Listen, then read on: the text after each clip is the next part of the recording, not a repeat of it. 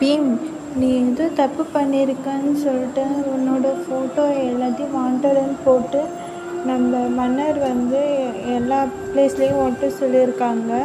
அவங்களும் ஒட்டியிருக்காங்க. அதில் வந்து உங்களுக்கு பிடிச்சி கொடுத்தா 1000 தங்க காசு தரத சொல்லியிருக்காங்க. அதனால நீ நம்ம யார் கண்ணையும் பட வேணாம்.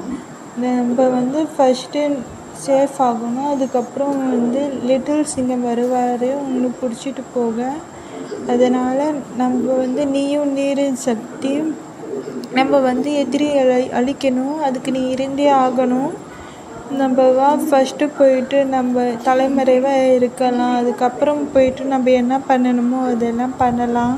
லிட்டில் சிங்கம் வந்துட்டு அப்புறம் நீரின் சக்தி நெருப்பின் சக்தி ரெண்டும் சேர்ந்து அந்த எதிரியை அழிச்சே ஆகணும். இன்னைக்கு கண்டிப்பாக அழிக்கணும். இந்த உலகத்தை காப்பாற்றணும்.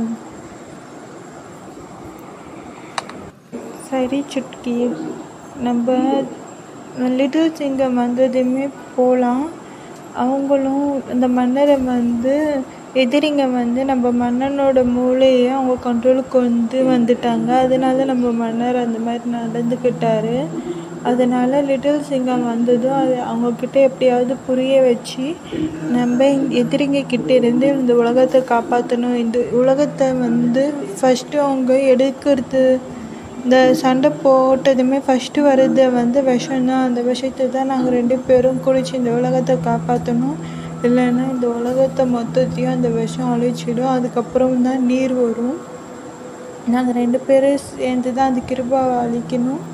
அதுக்கு நம்ம ஃப்ரெண்ட்ஸு நீங்களாக தான் எனக்கு ஹெல்ப் பண்ணணும். நம்ம மன்னரும் எனக்கு ஹெல்ப் பண்ணி தான் பண்ணணும்.